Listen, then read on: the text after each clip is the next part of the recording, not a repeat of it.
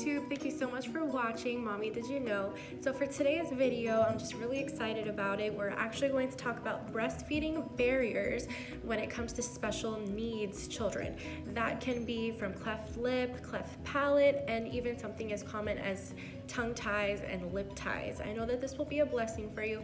This is part of my series, that's a video series, my breastfeeding and pumping course that you can find under my playlist, and I would really appreciate it if you can also subscribe. The button is on the bottom. It would really help to grow this channel and get these resources out to those who need them. Mommy, did you know?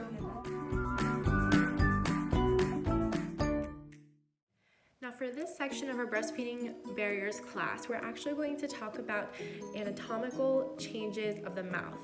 Mainly I'm going to talk about cleft lip and palate along with tight lingual frenulums. And we're going to talk about what that might cause for your baby, different signs of that, and how you can correct it and when you actually do need to correct it.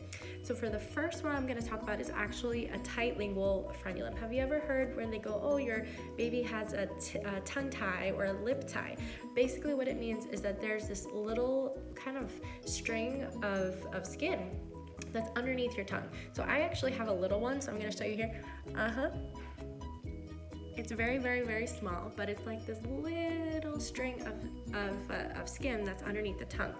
At least for me, it's not really restricting, so that's why I never really had to do anything to it. However, some babies, they actually have such a really tight tongue tie that they cannot retract their tongue out of their mouth. What you'll notice with those is when your baby is breastfeeding or bottle feeding, they won't really put the tongue out, or even when they're crying or something, you'll notice that their tongue does not really retract out. Now that is important for breastfeeding, because in order to breastfeed, you need that tongue to come out and help compress that breast and retract to be able to get that milk transfer. If their tongue's not able to come out, what happens is they're not able to transfer that milk. So if it gets in the way of breastfeeding, they might do a little tongue tie clipping, which I've actually seen. I mean, it sounds scarier than it is, but all they really do is they just clip it really fast. Sometimes the pediatrician does it, or sometimes they'll have someone that comes in and does the surgery. I've actually seen it done in the bedside before, but basically what it is because if the baby cannot retract that tongue out, they cannot really extract the breast milk. So one of the classic signs of a tongue tie is when you'll hear clicking when the baby is breastfeeding. So that basically means the baby's breastfeeding and you'll hear basically the baby's on the breast eating, but then the tongue's not able to come out, so then they start clicking with their tongues. So they'll just go.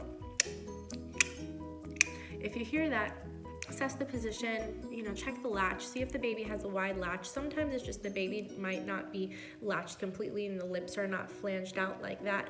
But if you hear the clicking, that's definitely a big sign. Or sometimes you'll see the cheeks kind of compressing in like this as well.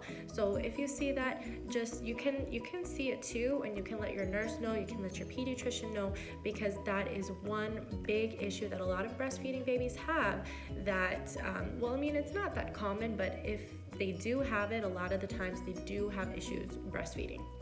Now, the second breastfeeding barrier that I want to talk about is actually something that people don't talk about that much, but it's cleft lip and palate.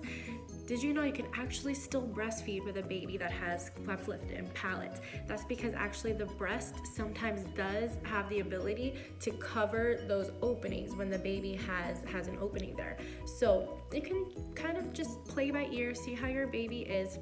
Most of the time they're still able to breastfeed, but of course your pediatrician will still follow up on you, and it's also maternal's choice as well. Some moms, they don't really want to breastfeed when the baby has a cleft lip and palate, which is fine.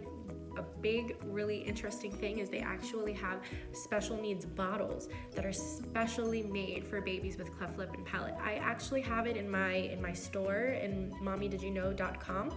If you click shop, and in there you'll see it under baby supplies, and you'll also see it under pumping and breastfeeding supplies.